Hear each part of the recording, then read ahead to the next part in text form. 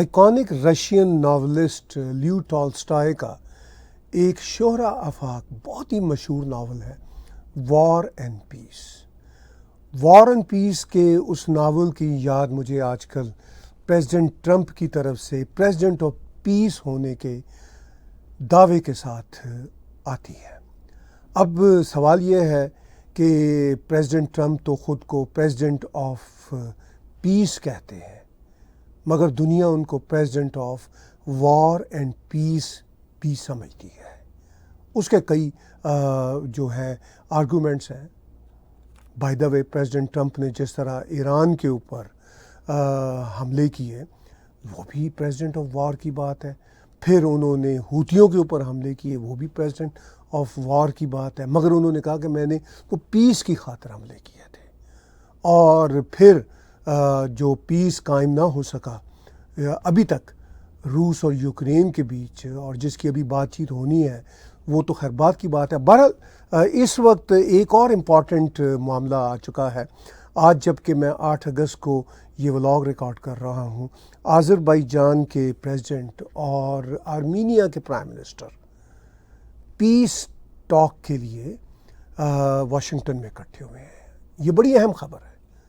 इसका credit president Trump को ही जाता है। प्रेसिडेंट ट्रंप बहुत सारे ऐसे क्रेडिट भी लेना चाहते हैं जो उनको नहीं जाते, लेकिन बहरहाल वो क्रेडिट भी अब प्रेसिडेंट ट्रंप को जा रहे हैं, जैसा कि अब पाकिस्तान और इजराइल के बाद कंबोडिया ने भी कह दिया कि प्रेसिडेंट ट्रंप को पीस प्राइज़ दे दिया जाए। अब कोई पीस प्राइज़ वालों से भी पूछ ले कि वो पीस प्राइज़ किसको देना चाहते हैं। अक्टूबर को ज़्यादा दूर नहीं है, अक्टूबर के महीने में पीस प्राइज़ का ऐलान होगा, और मेरा ख्याल है पहले वीक में ही हो जाता है ऐलान, तो पता चल जाएगा। ये आप समझिए कि हार्डली 2 महीने भी अब नहीं बीच में। तो अब प्रेसिडेंट ट्रंप को पीस प्राइज़ दिलवाने की खातिर एक और देश भी मैदान में आ गया, और मेरा ये जब व्लॉग ख़त्म होगा तो कोई पता नहीं कि आर्मीनिया और आज़रबाईजान भी ये ऑफ़र कर दें और फिर वो एक ख़त लिख के स्वीडन की पीस एकेडमी को लिख दें। अब सवाल ये है कि सारे प्रेसिडेंट ट्रंप को पीस प्राइज़ देना चाहते हैं, और अब तो ये रियलिटी है कि पीस के लिए ये दोनों देश अमेरिका में इकट्ठे हो रहे हैं, और प्रेसिडेंट ट्रंप के लिए इससे बड़े ऑप्टिक्स क्या होंगे। और जैसा कि मैं कई बार कह चुका हूं कि यूनाइटेड स्टेट का प्रेसिडेंट बनना, और वो भी दूसरी बार बनना, और इतनी मेहनत के साथ, जिस मेहनत के साथ ट्रंप बने हैं उनकी मेहनत से मैं इनकार नहीं करता, तो उसके बाद पीस प्राइज़ के लिए जो कि आम कई लोगों को मिल चुका है, इंतहाई कंट्रोवर्शियल लोगों को मिल चुका है, वो तो बहुत छोटी बात है।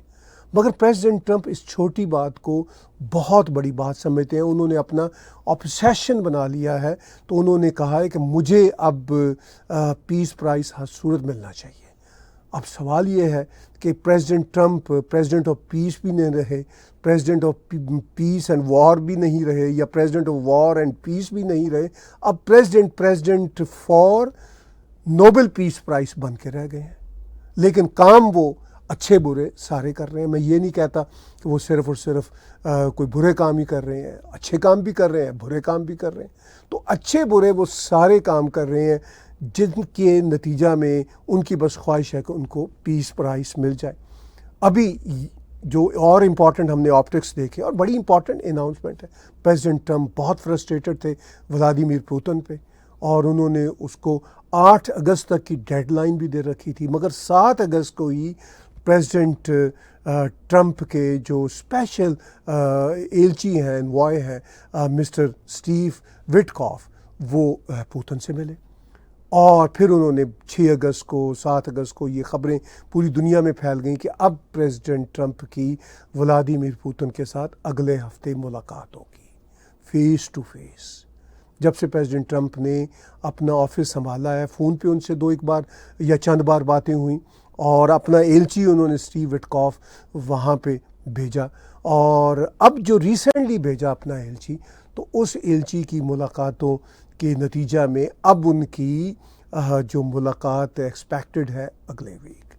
अगर वाकई ही वो यूक्रेन और رشیا کے بیچ کوئی پیس ڈیل یا سیز فائر کرانے میں کامیاب ہوتے ہیں اور وہ واقعی ہی دیرپا ثابت ہوتا ہے، تو پھر امکان ہے کہ یورپین دیشوں کا یہ جو نوبل پیس پرائز ہے وہ ٹرمپ کو مل جائے، کیونکہ یوکرین اور روس کی جنگ یہ یورپ کی سب سے بڑی سردردی ہے، اور اس جنگ میں of course Ukraine western world کی ڈارلنگ ہے، اور اگر اس کو کوئی راحت مل جاتی ہے، اس کو کوئی ریلیف مل جاتا ہے، تو پھر بھلے سے پاکستان، اسرائیل، آذربائیجان، کمبوڈیا جو مرضی کہتے پھریں، ان کی باتوں کو برٹش بھی نہیں سنیں گے، اور سویڈش جو ہے نوبل کمیٹی بھی نہیں سنے گی۔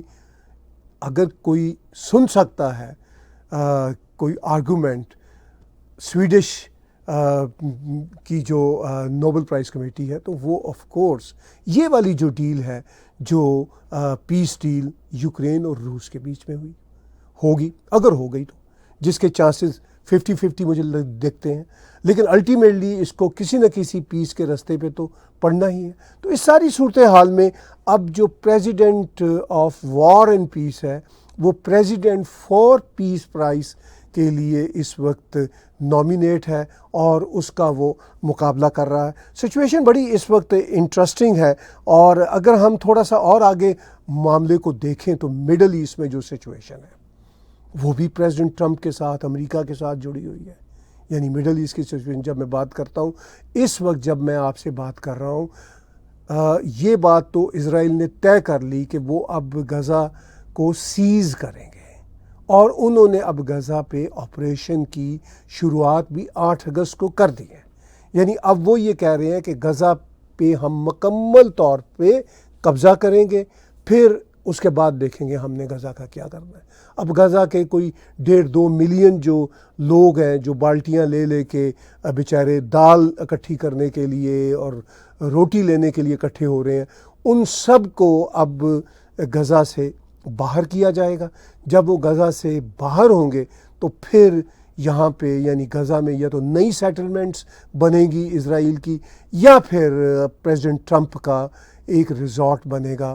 اور پریزیڈنٹ ٹرمپ نے یہ بات کہی ہے کہ کینیڈا بھی اگر پیلسٹائن کو الگ سے دیش ماننا چاہے، اور فرانس بھی، جرمنی بھی، یو کے بھی، میں اس بات کی پرواہ نہیں کرتا۔ جے ڈی وینس نے آج ہی کہا ہے کہ ہم یو این او میں اس کی مخالفت کریں گے۔ اور پریزیڈنٹ ٹرمپ سے جب پوچھا گیا کہ نتن یاہو کا پلان ہے قبضہ کرنے کا، تو انہوں نے کہا مجھے اس کا پتہ نہیں، نتن یاہو جانے، اس کا کام جانے۔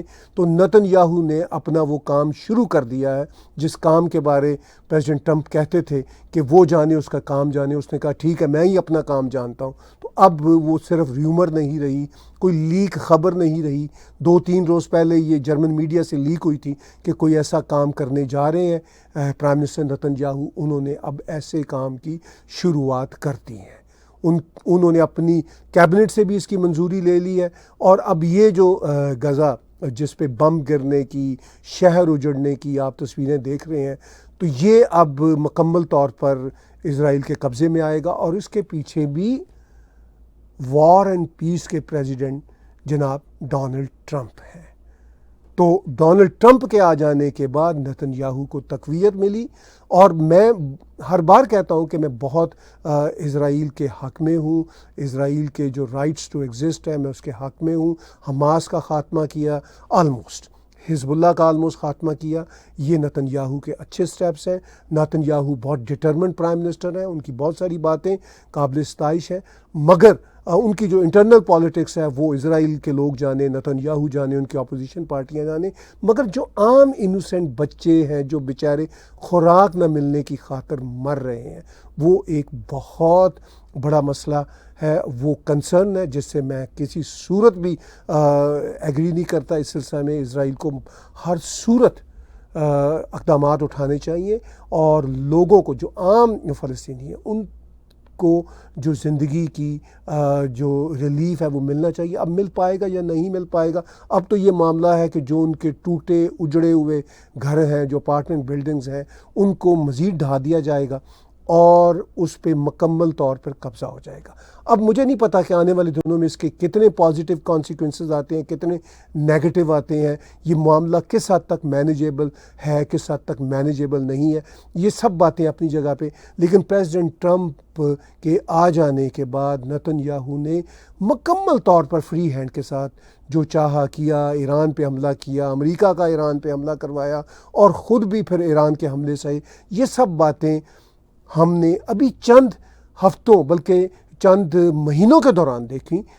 تو انہی ہفتوں مہینوں میں جو ہم نے دنیا میں وار اینڈ پیس کے جو منظر دیکھے ہیں وہ واقعی لیو ٹالسٹائے کی جو کتاب ہے، جو ان کا ناول ہے وار اینڈ پیس، اس کی یاد دلاتے ہیں۔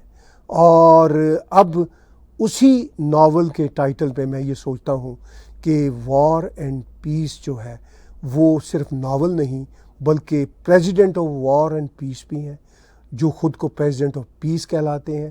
اور آذربائیجان کا میڈیا آج ہی لکھ رہا تھا، اور ایون آرمینیا کا بھی، کہ اس میں کوئی شک والی بات نہیں کہ ٹرمپ پریزیڈنٹ آف پیس ہے۔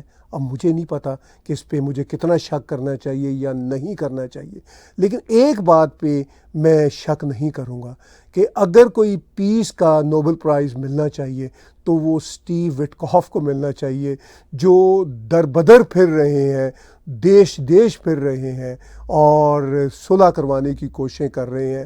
تو ہو سکتا ہے یونائٹڈ اسٹیٹ کے اگلے پریزیڈنٹ بھی اسٹیو وٹکاف ہوں، کیونکہ جس طرح کا میڈل خود سے اپنے گلے میں ڈالا ہوا ہے پریزیڈنٹ ٹرمپ نے پریزیڈنٹ آف پیس کا، پیس کی جو ڈیل ہے اس کے لیے جو کام کر رہے ہیں وہ اسٹیو وٹکاف کر رہے ہیں، اس میں کوئی شک والی بات نہیں۔